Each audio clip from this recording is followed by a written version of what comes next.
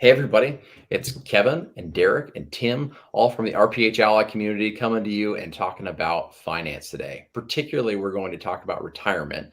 And so, one really funny lead in story why you should listen is all of a sudden you're going to be bending down to pick up some clothes or laundry, or you'll be picking up a golf ball, and then you'll be aching and know it is time to think about retirement. Talk to you in a sec.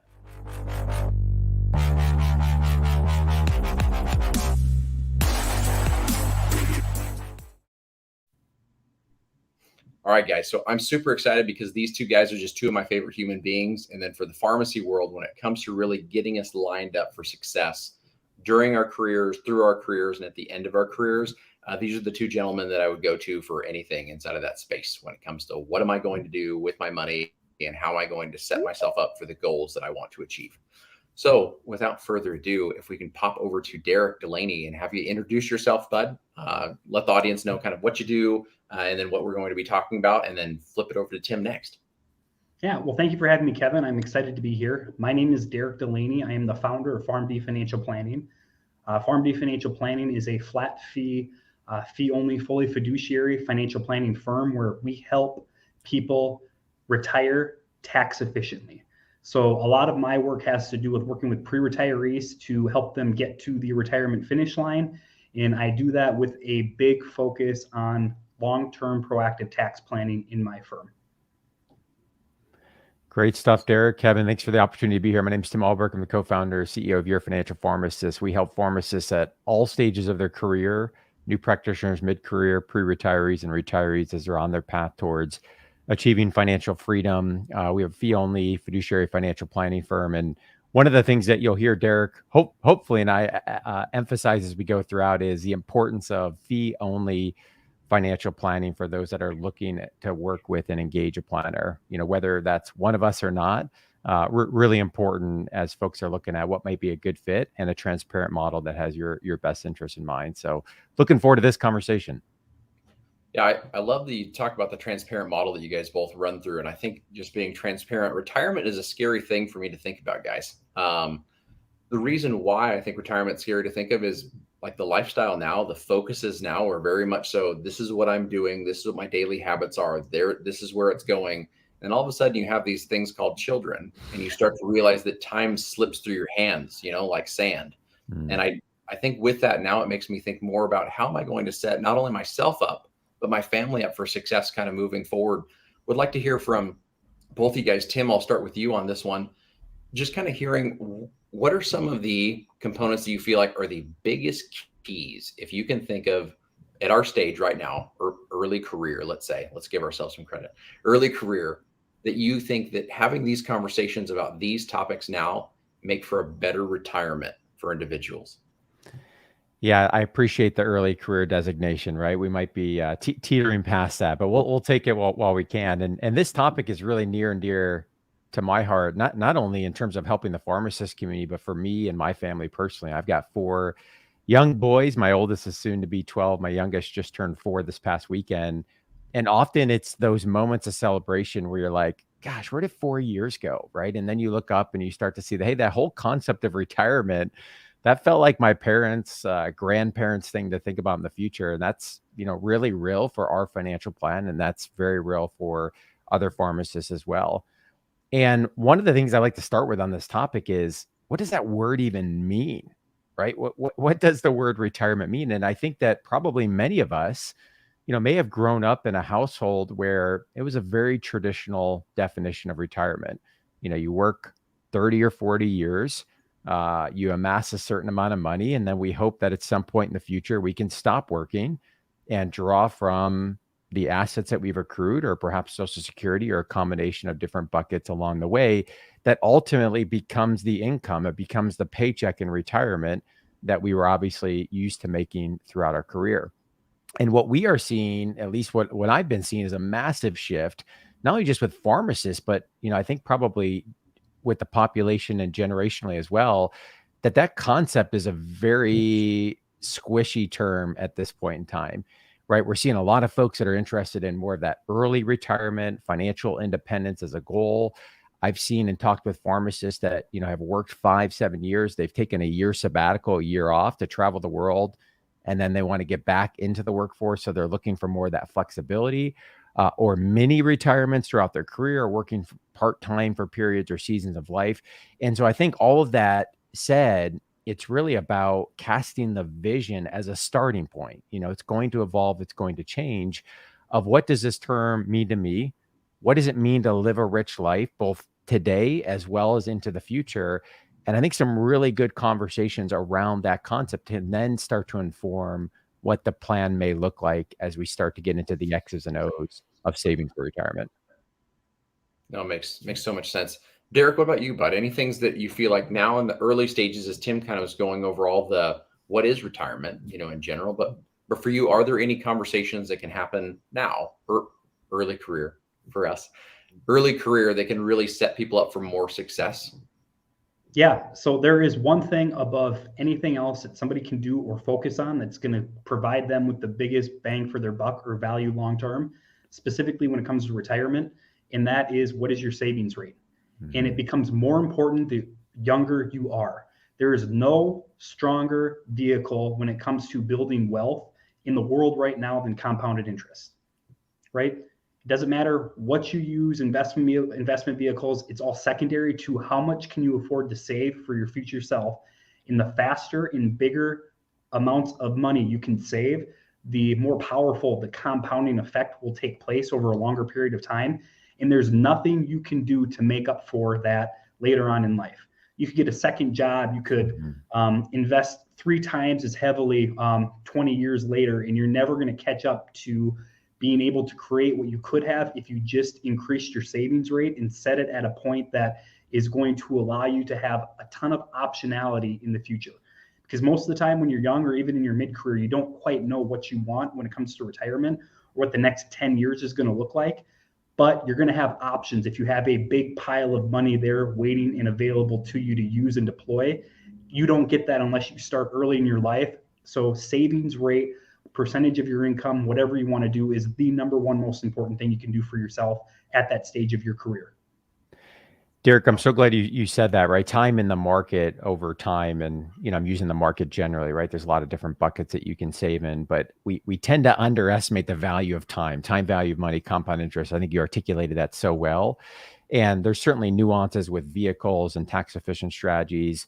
But I think often through some of those nuances, we lose the importance of what Derek is saying, which is such a good point, of time in the market over a long period of time. And that's easier said than done, right? Especially early in your career. I can remember you're shelling away money.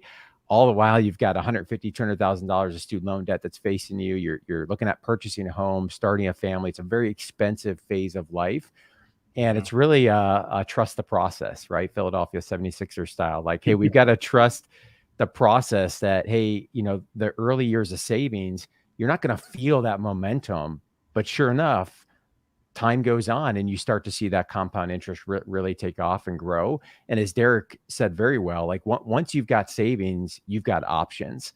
And that is so important, because we work with people every day, as I'm sure Derek does, who it's, hey, I'd love to do X, Y, and Z, whatever that is, but I can't because of the restrictions of the financial plan. And one of those may be, I feel like I'm behind because I didn't start saving earlier on. So such important advice there. 100%. And then you ask those pre-retirees, because that's a lot of the people that I work with, you go, what advice would you give to your kids? Because now they're coming to the age of maturity where they're getting their first full-time job, they're graduating college, and they're taking on a lot of those initial expenses that we all experienced earlier in life. And they go, if I could do it all over again, I wish I would have saved more. Full stop. That's it. So if you're young, save as much as you can. You will never, ever regret it 5, 10, 15 years down the road by doing so. Yeah, I think it's a tough balance, between trying to save more and trying to live now, and I think there's an interesting piece about the retirement puzzle that I want to pose it to both of you guys. So growing up, a big part of like my personal upbringing and several others that I'm sure are listening in here, you had pension plans, you had strong retirement plans were happening behind the curtain. The IRA, 401k was something that was newer coming into play, but there was something already set up for you to have money coming through. Now we have things like annuities that are coming through, and unfortunately folks are using those as well.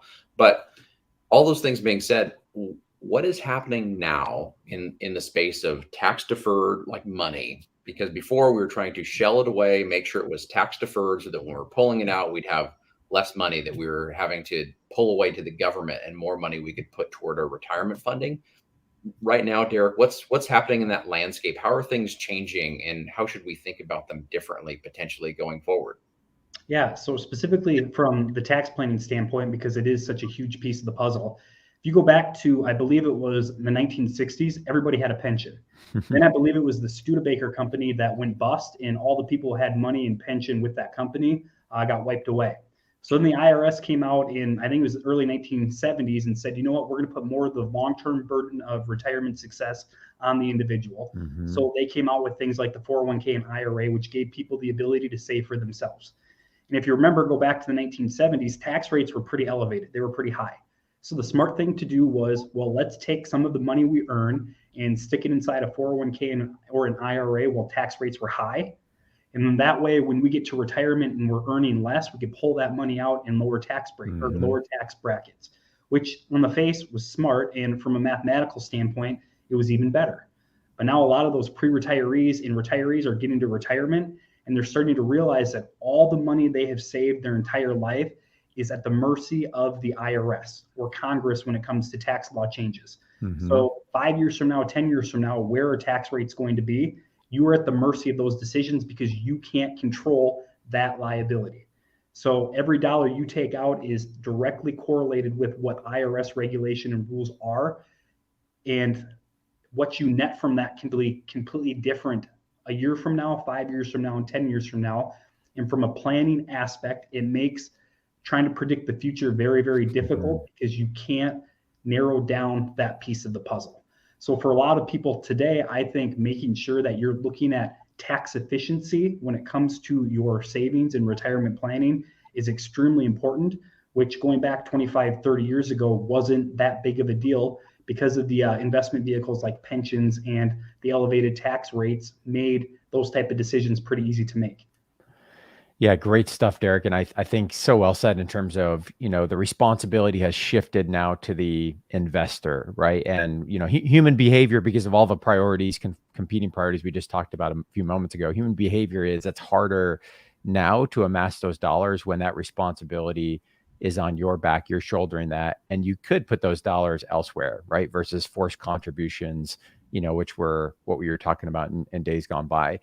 I think too that the tax plan and the financial plan really working in sync is such an important take-home point as we have this conversation for all the reasons that Derek mentioned, right? So what we don't want is developing a financial plan in a silo, filing our taxes in a silo. Those really need to be going hand in hand. And when you go to file your tax return every year, right? Hopefully everyone listening did that most recently in April, or let's say extended, I guess. But in April, when you look at that really is some insights into, hey, what are some opportunities? What are some things that we can be thinking about looking to do as it relates to the financial plan? So whether someone works with a planner or not, those two things being independent of one another, I think can create some challenges. And we want to optimize the financial plan, the tax plan for all the reasons that Derek mentioned.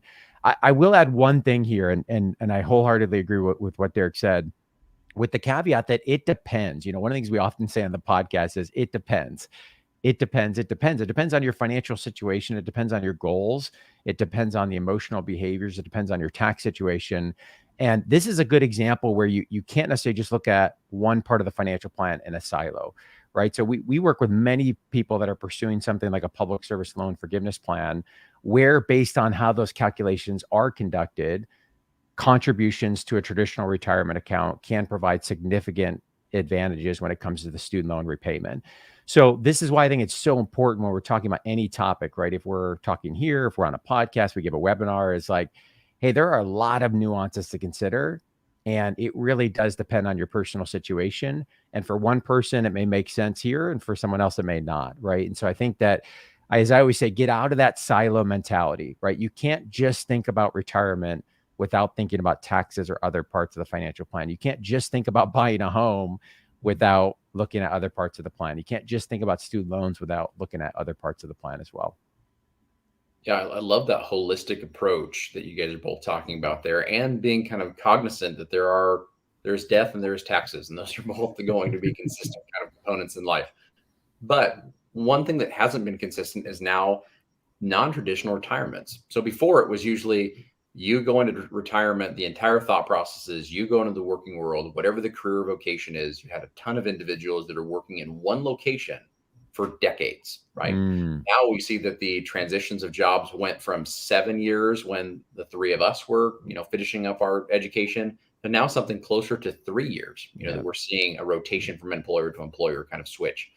That same exact thing has happened in retirement, that we're not seeing the 65 years being the cutoff line, and that's when we're done with our careers. Sometimes it's earlier, sometimes it's later, and those variables kind of intertwine. But any words of advice that you guys have, or any thoughts that you guys have looking at the market and what's happening for folks to set themselves up for success in this new kind of retirement world that isn't just, hey, you work until you're 65 and then you retire and you go and live in green acres? Tim, let's start with you on this one. Yeah, I think there's a lot of different things you could unpack there, right? When you talk about job transition, job turnover, you're dealing with potentially multiple accounts, and what are the advantages of things like keeping those accounts, rolling them over, making sure we're, not losing focus of the investing plan and strategy as you're moving from one employer, to the next. Obviously, there's different contributions and employer benefit packages that you're trying to navigate as well. I think one of the things that's top of mind for people right now, if they're thinking about more of that non-traditional retirement, is, inflation is more real than it's ever been. I graduated in 2008, and up until, a year and a half, 2 years ago, it was like, inflation what? Like, I've read the textbooks, right? You look at the historical rates of inflation, everyone's feeling that right now. And I think it's now becoming more of a forefront onto the financial plan. And what we know is, especially with around a lot of the excitement around early retirement, the farther you are from, potential death age, right? To be morbid for a moment, when you stop working, especially if you're not working at all, then there's a lot of factors that can impact what your savings are going to do in terms of how long they will or will not last. Right now, there is some inflation protection in there. So if you look at things like Social Security, as one example, although that may will probably look very different, 20, 30 years into the future. But with a lot of energy around early retirement, if I'm 45, 50, 55, and I just stop working because I built up a nest egg, but I have a projected death age of, let's say, 85, 90, 95, or 100, wow, that's a long time period where there's a lot of things that can impact my income and how long that's going to last and how it's going to allow me to live that rich life into retirement.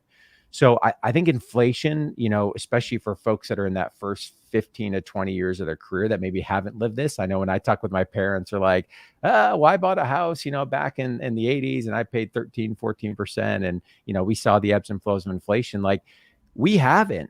Right. I haven't, in terms of the significance of that what they can have on the financial plan.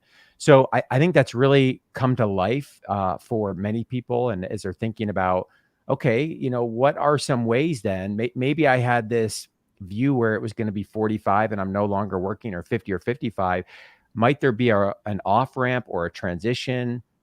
Or are there ways that I can diversify? Either I own real estate, or I, consult, or I work part-time, or I have options, so that if you get into some of these volatile markets and phases that we're in, or you run into high inflationary periods, that we can weather that storm in terms of how we're drawing down our portfolio, that we're not just fully dependent on that portfolio.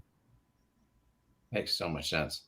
Derek, any additional kind of thoughts there, bud, on just not only the financial implications of the new kind of thoughts in retirement, but also the social and impactful elements that we're seeing from just the way people are viewing work as they age? Yeah. So first, this trend is going to accelerate, and I think one of the biggest reasons why is because a lot of millennials who are going to jump on this train and take advantage of this are the ones that will be recipients of a huge amount of inheritance that are going to roll down from baby boomers. So all of a sudden you're scrapping away, and now you're 49 years old, and somebody that you love passes away and you inherit $1 million. That completely changes everything. And that is going to happen more and more and more to millennials, specifically older millennials, as they get closer to that date. And the second thing is, early retirement, I think, is a great way to say it, but I think there's a better term to use, and that is work optionality. More people don't want to get to early retirement, in my opinion, more people want to get to a point in their life where they don't need their job anymore. Yeah. And that makes it easier and more fulfilling to continue to work, knowing that at any time you can step away. So all the BS that you deal with at work and all the headaches that go on, you don't have to deal with that. So a lot of that stress kind of rolls off your shoulders, knowing that you can walk away at any instant. And I think that is truly where people want to get to instead of just retirement. For millennials who are approaching that stage of their life, because then it opens the door to a bunch of other things that you otherwise didn't have access to. And that, I think, is where more people actually want to get to instead of the more traditional retirement route that we think of when we use the word retirement. I like that, Derek. I'm going to steal that from you, the work optionality, and I think as you look at the the FIRE movement, which some may be familiar with the financial independence, retire early. When I talk with a group of pharmacists, I think what resonates with them is what you're sharing, which is the concept of what can come from being at a point of financial independence, right? A lot of pharmacists, even those that are dealing with challenging work environments and so forth, I think a lot of people got into the profession with a true passion towards, hey, how can I help others and how can I help advance the profession of pharmacy? And so they might look at that retire early part and say, maybe not, but I want to be at a point of financial independence. I want to be at a point of work optionality, as you said, so that if something either planned or unplanned happens, I have options, right? I'm in the driver's seat and I can choose where things are going. And I see a lot of energy behind that concept of financial independence. I think the challenge that I have, and I'd love, Derek, to hear your thoughts on this as well, is Kevin mentioned before this balance between saving for the future, achieving financial independence, right? Aggressive savings, the numbers don't lie, versus living a rich life today. And we see this tug and pull, a lot, especially I would say in people that are maybe 10, 15, 20 years in, where it's, yes, I want to be taking care of my future self, but I also don't want to be grinding for 30 years for that then to be a point in the future, which may or may not be, based on health reasons or otherwise, what I thought it was going to be. And Bill Perkins talks about this in the book, Die with Zero, kind of the other end of the spectrum of the more, save aggressively. And I'm just curious, Derek, I struggle with it in my own personal situation. I'm curious, as you work with clients and those that are, a little bit closer approaching retirement, like how do you reconcile that, live a rich life today, but also we've got to be balancing, the future savings as well? Yeah, it's a great point. And my response to that is know your numbers cold. Where do you want to be? What's that going to cost? Where do you have to get to? How are you getting there? And are you on track? It's like very, very similar to wanting to lose weight. You can either really grind it out for 3 months and do everything perfectly and get to that point sooner, knowing the next 20 years of your life are going to be better, or you can do it slowly and enjoy treats over here and that sort of stuff and lose weight a lot more gradually. Right? How bad do you want it? How quick do you want to get there? The actions needed to get there, I can teach you, or Tim can teach you, or other advisors can teach you what to do. As long as you know that in the short term, there's going to be sacrifice. How much sacrifice do you want to make? And what is the result of that sacrifice long term? And the decision is completely different depending on who you talk to and what they want. So it's all about give and take in the beginning, and how much can you sacrifice in the short term will produce faster and stronger benefits in the future. But for some people, it's just not worth it. Yep. Great point. I like that. Yeah. I like it, but I also like my cake and to eat it too. So yeah. I think it's difficult, right? It's really difficult when it comes to weight loss. It's really difficult when it comes to retirement on how to balance those things out and what things are really priorities versus not. So give us this, guys, from your guys' experience of working with tons of different pharmacists, pharmacy professionals.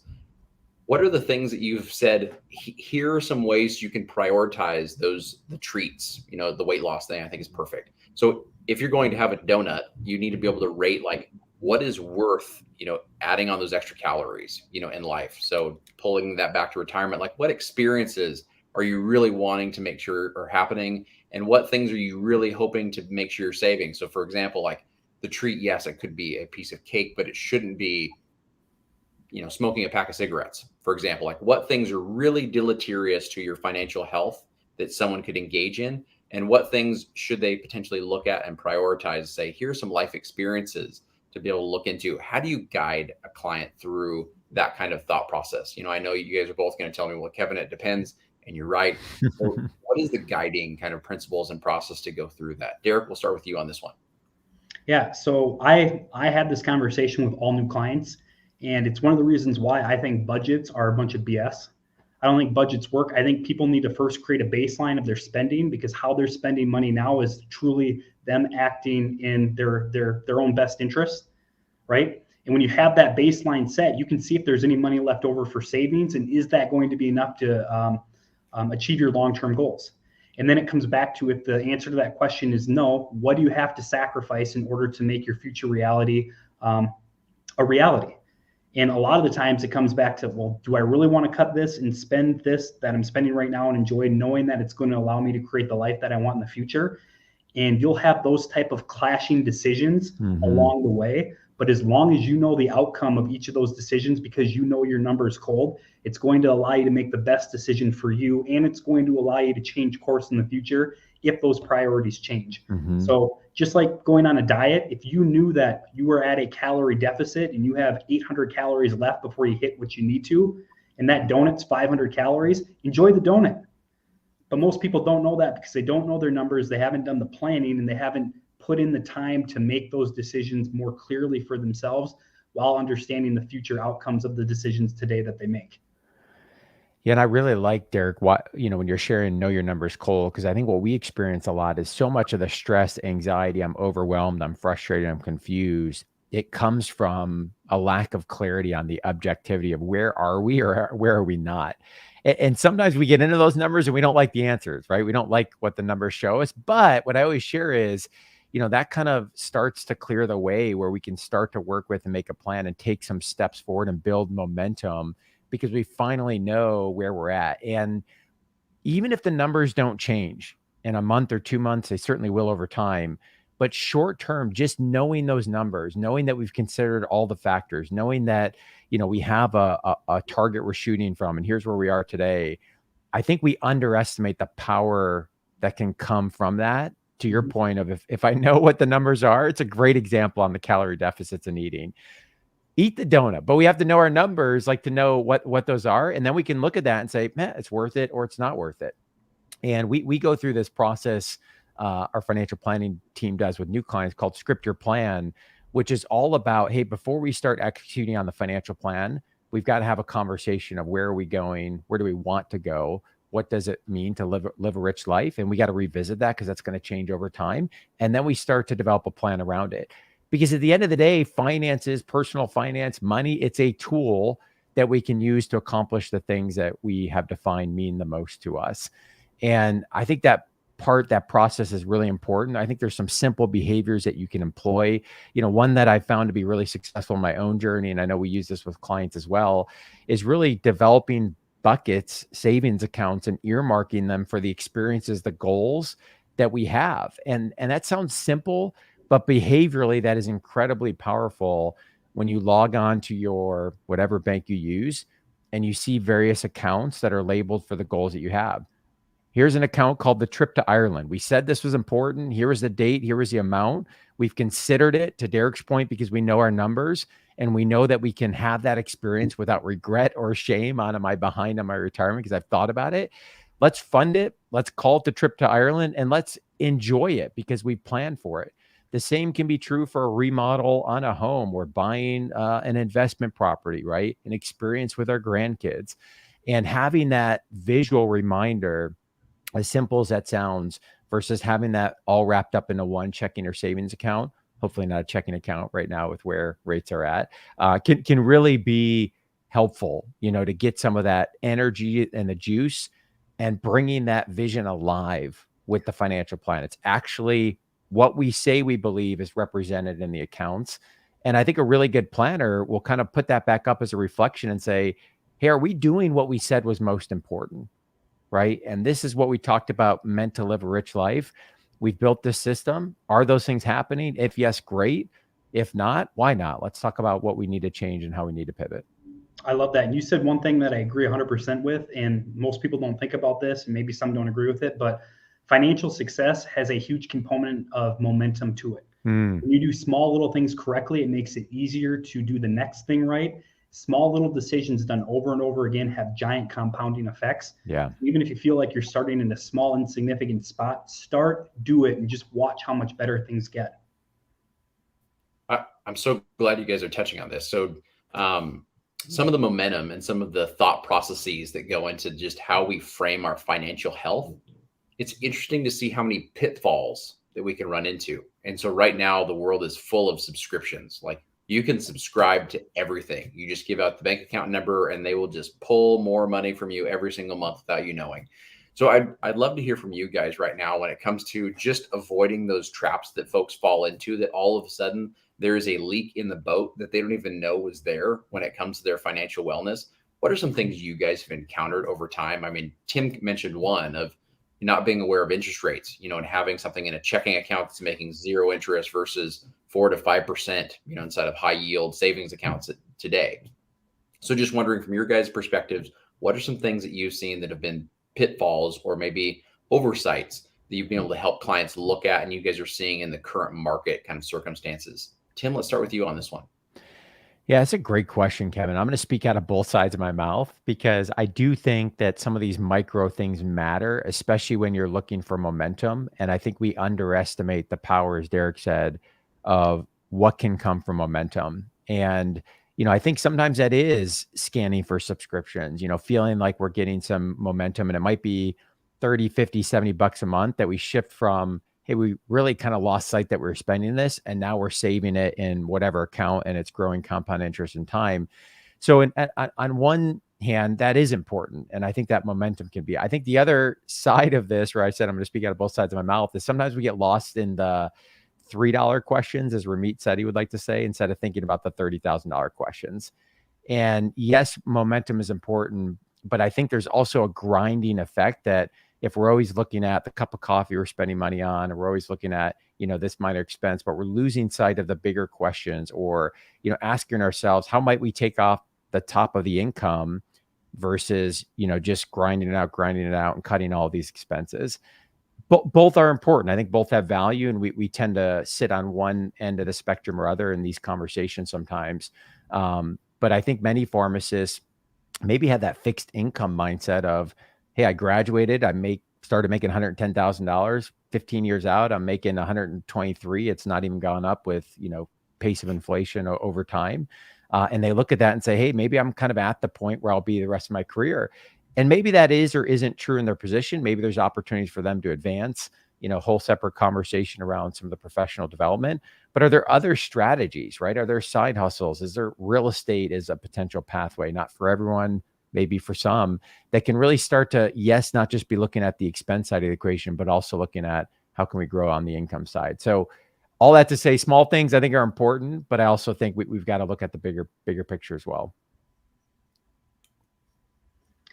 So my response to that question is, I want to keep it as simple as possible.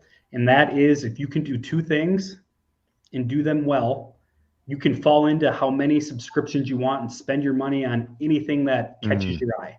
If you can do two things, and it's why retirement plans have been so successful. And those two things are, one, pay yourself first. And that goes into knowing your numbers. What do you have to put away in order to accomplish what you want in the future? And then two, systematize it. So make sure it happens automatically over and over and over again. And whatever money's left over, blow it on whatever you want.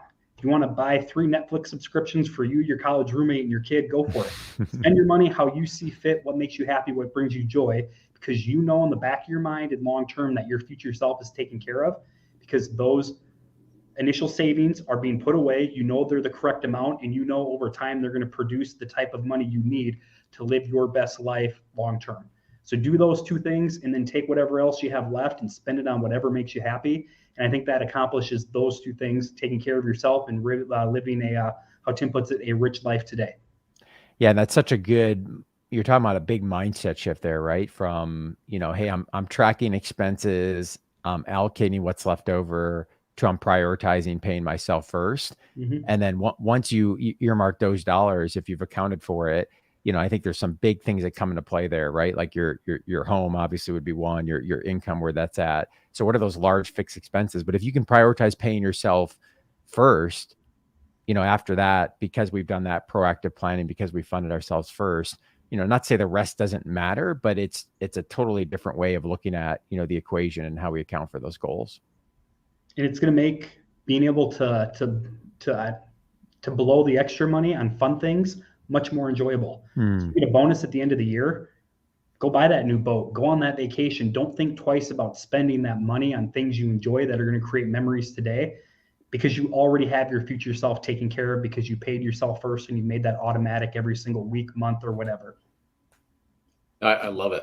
I think the one interesting piece about this conversation kind of brings me back. So I've been doing, as both of you know, tons of travel of late, all business related travel, which is nice to be back with the family for sure. Talking to you guys is wonderful.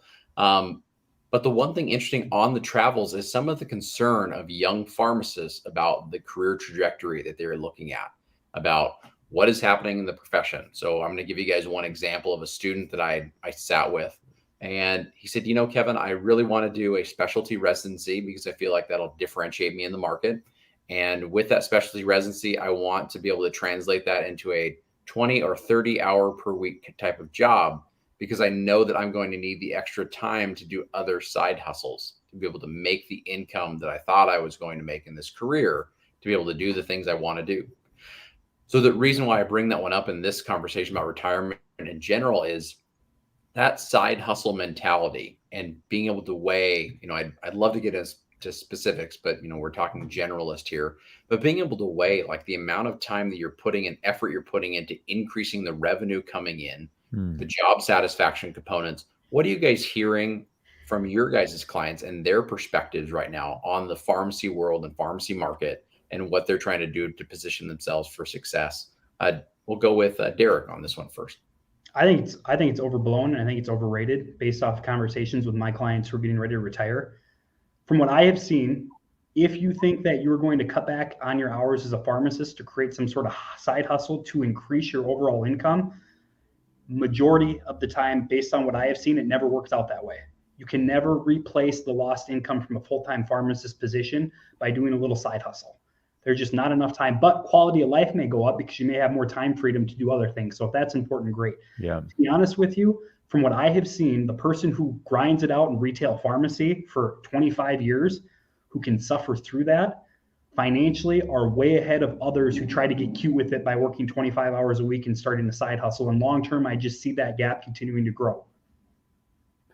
Yeah, it's interesting. What I see, especially early on, is not necessarily as much of the example you're giving, Kevin, which I think is an interesting one, where someone's looking to cut back and then try to replace that, with additional income, side hustle, whatever you want to call it.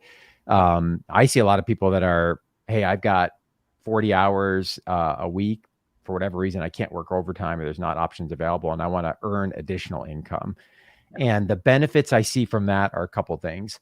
One, I would agree with Derek wholeheartedly. I think often, especially when you look at a pharmacist's hourly rate, if I'm looking at wage replacement, that's a hard sell, right? To be able to do that, I would say a majority aren't able to replace that hourly wage. Perhaps there's a 1 in 10 that is, and maybe you can even exceed it over time. But I do think there's an over glorification around entrepreneurship and side hustles, and I love both of them. But you got to remember, what you're seeing in reality are often not the same thing. But if someone's working full time and they want to go earn some additional income, certainly the earned income, if they're able to earn additional income, could be valuable, especially if they know their numbers and they know their goals. We know exactly where those dollars are going to be allocated to. And again, that provides momentum. But what I've often seen as a second benefit we don't talk enough about is, hey, if I'm in a job where maybe satisfaction is not where I want it, and there's this other creative pursuit, again, that's not replacing income, but providing some additional income, or maybe it's even a hobby for that matter, if it's not earning income, let's call it as such, but that's providing some of the creative outlet, energy, and some of those things that can really benefit and sustain some of those time periods where maybe that work isn't as fulfilling as I would want it to be. So in that sense, I do see, value, especially in some of the earlier practitioners where, I often talk with folks that, hey, I'm 5, 7, 10 years in. I look up and I've got 30 more years, and I don't like what I'm doing day to day. Now, it's a whole separate conversation of, career development. What are your options? How might we pivot? Are we in a place of financial independence that we can, have some of those options that are available? But I do think that, like many things, it's probably not a blanket. There can be value, but to Derek's point, I think if there's an idea that, hey, I'm going to work 20 hours and then replace or exceed that income with a side hustle or business venture, I'm not going to discourage that, because I really am a fan of entrepreneurship and taking some risk and trying to get there. But I think we've got to have real expectations of what in most cases are, probably we're not going to replace that 60, 65 bucks an hour. Those are both super fair. Yeah, I think that the current thought process is really along the lines of dissatisfaction more than it even is on income. And that's an interesting kind of component that we're dealing with within the profession. I can't agree more with both of you that I appreciate entrepreneurism, and the stability inside of entrepreneurism just is not there, right? I mean, the consistency and stability is an interesting kind of hurdle to be able to jump over. So when it comes to you guys and dealing with some of your clients that are looking to become full-time entrepreneurs. Sorry, Kevin, can I, there's one thing you said, which I always think about, and I think people think about it wrong. When pharmacists specifically talk about they're unsatisfied with their work, where are they going to go where they're not going to have that same type of dissatisfaction? Like, for a lot of the time, it's hard work. It's a lot of hours. You're grinding through it. Well, to make the same type of income doing something else, you're going to experience that same thing. That's the price of earning that type of income. You want to go entrepreneurial, you want to become an entrepreneur and start a business and do all this stuff, you're going to find another set of headaches that are going to be very, very similar as you grow to get to that type of income. So when people are trying to get away with something, I always ask the question, what are you going to find that's not going to provide the same type of headaches you're experiencing now? Because that's just the reality of work and life. Yeah, I do think I hear what you're saying. I do think there's some nuances for sure within the industry. I mean, if you're working, 40 to 45 hours in a community pharmacy filling 600 scripts a day without the right amount of help, and there's other opportunities even within, we all know not every community pharmacy is created the same, right? We tend to put these in buckets, like, and not even every chain pharmacy is created the same. You've got different help, you've got different client populations, so I do think there's nuances for potential transitions. We see shifts that are even happening. I've talked with several critical care pharmacists in the last couple of months that, had what would many consider like the great job. I went into residency. I've got this critical care position. I'm independent of medication distribution. Well, guess what? I got burned out by the pandemic, and I'm like done, and I'm making a transition to industry. Now that has different challenges. And I think, Derek, the point you're making is a good one, that there's also this bigger perspective of, hey, any job at the end of the day is going to have different challenges, but may be in more alignment, maybe in less alignment. And I think really challenging that in terms of like, hey, what's the fit? For some people, it's just the change or the transition that provides value. So I do hear what you're saying, but I think there are a lot of nuances in the industry where, certainly the hard work's not going away, but I think there's different levels of hard work and grind that can come. Well, you guys already answered my question before I asked it. So what I was going to ask on that side is really the advice you would give when trying to weigh what is your dissatisfaction with your job and jumping into entrepreneurism. Like how do you really kind of pivot those things back and forth? You guys have addressed it for the most part, but any other nuances that you would consider with that, like last aspect of the conversation? Derek, you talked about it already. No matter what you do, there's going to be a level of angst, a level of difficulty, a level of strife to be able to go through. Which I think is really interesting. The one thing that Tim is bringing up that I reciprocate with is, because you're looking to be a healthcare professional and help people in what you're doing and keep them healthy. I think the one difficulty in the job setting is when you don't feel like you are doing so. Like there is a disconnect from what you thought you were doing and what you are doing, overall. So anyway, saying those things from a financial perspective, though, when it comes to replacing something that is a $50 to $70 an hour type of job and trying to make the decision of what is my level of dissatisfaction? What things can I do to be able to help myself through this job and find more satisfaction with it? What are I'm guessing you guys run into these kind of conversations all the time. So what are the ways you walk through with your clients those thoughts, like, Tim, Derek, I don't know if I can do this job anymore. How's it going to impact me financially? What do you guys do for next steps to help them? Yeah, I think I want to go back to something we talked about earlier, and Derek said, like, if we know our numbers and we know where we're at and where we need to go, and we're planning early, then we can start to have some autonomy in how we make these decisions. if we're specifically in the context of this conversation, dissatisfied in the work that we're doing. If we're not doing those things, this adds a whole nother layer of stress onto the equation, right? And this is what I was referring to earlier is, oftentimes I'll talk with pharmacists that say, hey, Tim, like I'd love to do X, Y, or Z. And that might just be new W-2 job. That might be working 0.8 instead of 1.0. That might be starting their own business. But so often what comes is the second half of that sentence is because my financial plan is not where I need it to be or where I think I need it to be, I feel like I'm handcuffed and don't have any, leverage or don't have any flexibility in what I can do. And so where my mind goes in this conversation is the planning to be done is how do we get to the point from a financial planning perspective of knowing our numbers, putting the puzzle pieces in place while we're in that job that maybe is less than ideal so that we can be in a position of financial strength to make a potential move. Because the last thing we want to do, in my opinion, is make a financial move when our personal finances are a stressor behind making that move, right? Could be a career move, could be starting a business, could be a variety of different moves. And I say this all the time to people that are thinking about starting a business. The last thing your business needs is your own personal financial stress, right? Your business needs confidence. Your business needs some risk that you're going to be taking. And if you haven't shored up your own personal finances, like that is going to be a tough road, not only on you personally, but on the business as well. So to me, the work is, hey, if you're in that job that you're like, this is not ideal, can we shift the mindset and say, hey, for 24, 36 months, whatever it's going to take, let's get these puzzle pieces in place. And then once we get to a certain point, okay, now we can have a different conversation about making a move. And I get that that's feels like forever, but we're going to feel a lot better when we make that transition because we know we did it from a place of financial strength. Great points, Tim. So yeah, and I would just echo what he said to sum it up. It's you have to know your financial situation. You have to know your numbers so you can very clearly see the opportunity costs of making those decisions. Yes. You want to quit your full-time pharmacist job and start your own business? Well, be prepared to underpay yourself if almost anything for the first couple of years. Know the opportunity costs of not having a job and making 401k contributions and how that's going to impact your financial situation 30 years from now. If you know your numbers and you work with somebody who's qualified to help you see what that looks like, you can make an apples to apples comparison.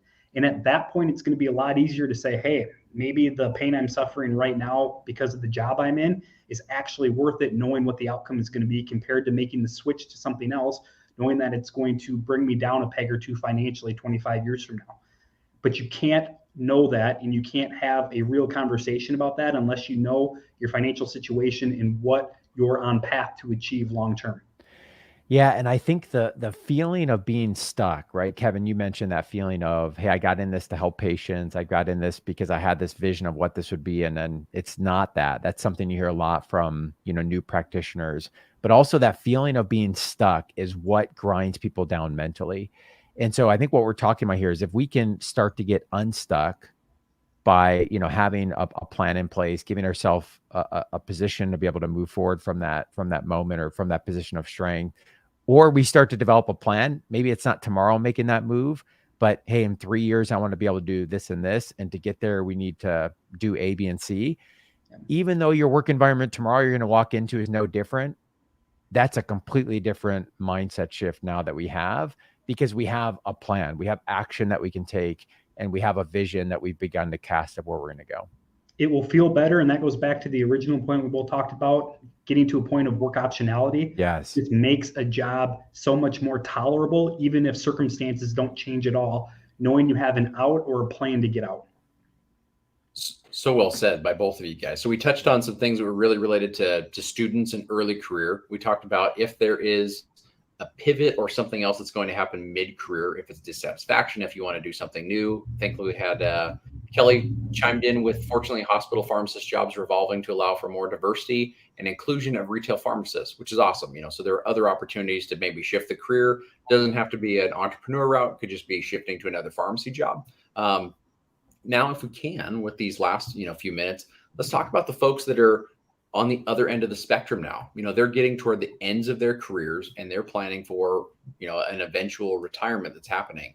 And bringing up that article the three of us were talking about kind of prior to this meeting, when we're thinking about retirement, a lot of studies have shown that if you have a if your educational background is fairly significant, there is more like gig work that you can potentially utilize. There's more bridge work that you can do. Then you can go back in and utilize retirement. So the one thing when we were talking about retirement phases, we talked about before the start of our show here.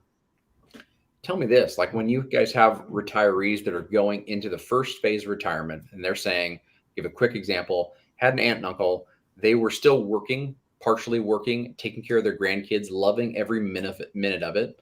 As soon as their grandkids were old enough to be out of the house and not need grandma and grandpa, they took off, left to Arizona. So they were the youngest people in their community so they could feel part of a vibrant community, feel useful, feel needed, and they love it down there, right? And so that was their decision to have a phased kind of retirement plan.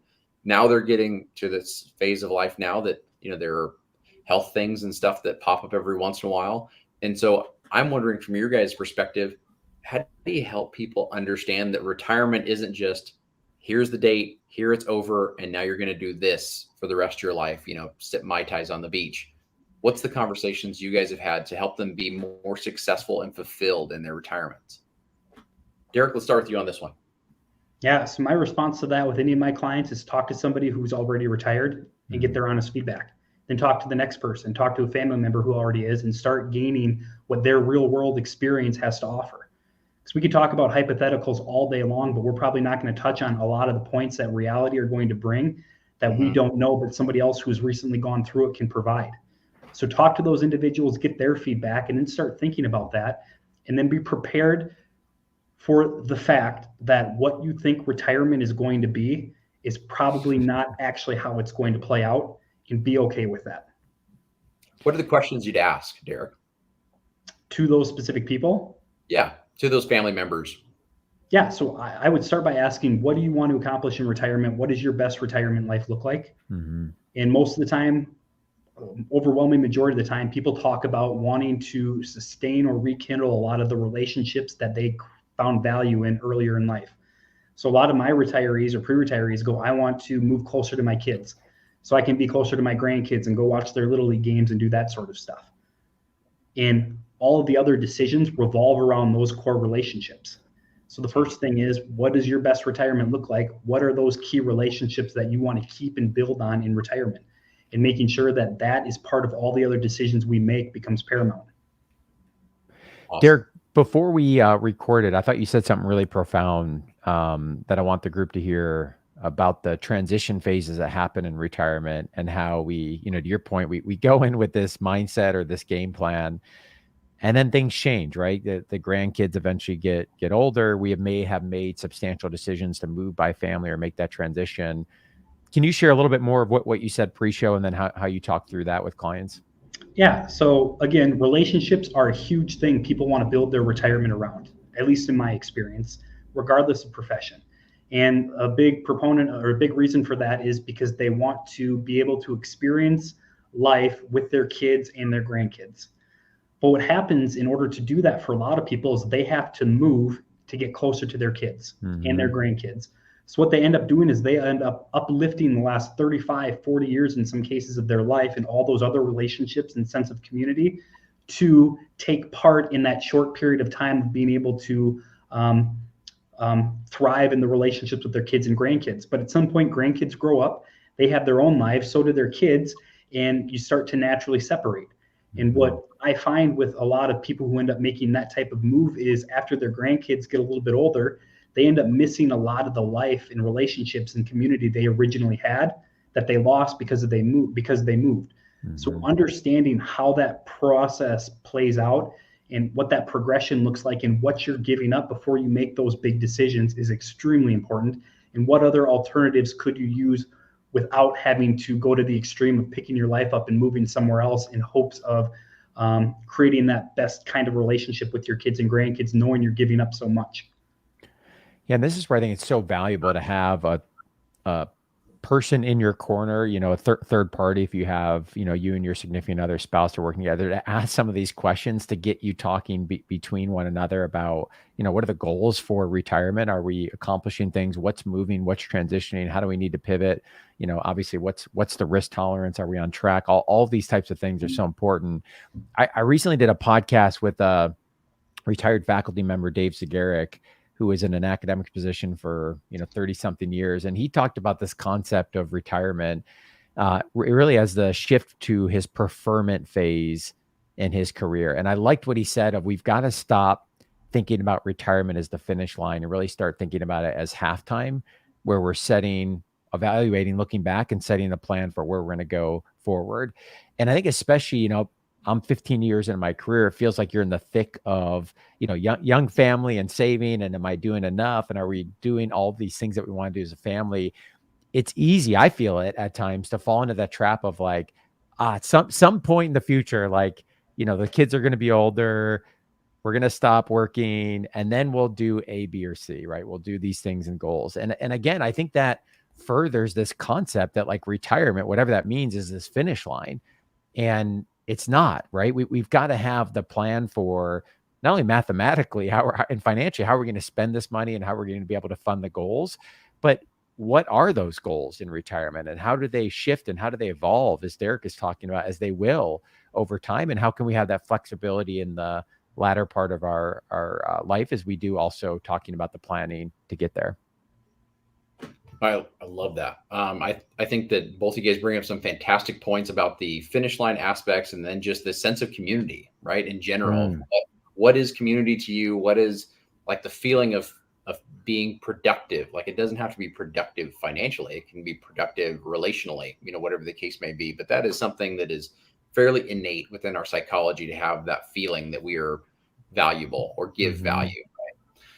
So with those kind of points, and now that we're kind of running up on our time, first thing I want to do is thank both Derek and Tim for their time and excellence in just answering all of my random questions that are popping up, the way they take care of our profession, the way they care about our profession in a very genuine manner. So deeply appreciate that. Everybody listening, thank you so much for the questions that popped in and for tuning in with us today. And I have really one last question for the two guys that's related to those two things. So when it comes to that sense of community, that we want to have, and then getting that sense of community inside of the profession that you guys care about, I think most, what are the things now that you feel like you need to make sure you're doing to be successful throughout your financial career, throughout your retirement career, when it comes to cultivating these relationships? Interestingly, I've talked to both of you guys separately about this and some things you guys are doing to create relationships and bonds with individuals so that retirement, during career, whatever the case is, you can take those things and be able to enjoy them throughout the rest of your life. What are things that you guys are doing now, investing in human beings, to be able to keep those things for the rest of your lives? Tim, let's start with you on this one. Yeah, not even financial related. One of the first things that came to mind was, one of my favorite things of the week is I have 3, 4, 5 conversations like this, not necessarily where we're recording, but like this, where I'm connecting with other pharmacists, non-pharmacists. What are you working on? What's working? What's not working? How can I help support you? And just that sense of community that fosters and the reinvigoration of energy that comes as you really develop those bonds with others. We call that networking, but that's relationship development, right? And I think that, keeping that as a constant part of the work that you're doing, no matter what industry you're in, as Derek said, for people that are nearing retirement, he tells them, hey, talk to someone in retirement. And, talking to other pharmacists in different phases, different aspects of their career, different types of the profession, there's just so much to learn, and you start to bridge some of those connections. For me personally, Kevin, the answer to that question is, I'm really at the advice of my parents and my in-laws, looking at what are Jess and I and what am I individually doing to foster community and relationships, so that in this extremely busy phase of life with a young family, with a business, that's not an absence that I'm trying to fill later on, right? As we talked about the importance of community into the retirement. So very active in, men's group, active in our church, active with other young couples, but really prioritizing that community relationship aspect now, knowing that those are going to be those relationships that are going to be so important throughout the rest of our life. Amazing. Derek, how about you, buddy? I would, again, keep it simple. I would say, and I personally try to do this too with great success, is find something that forces you out of your comfort zone.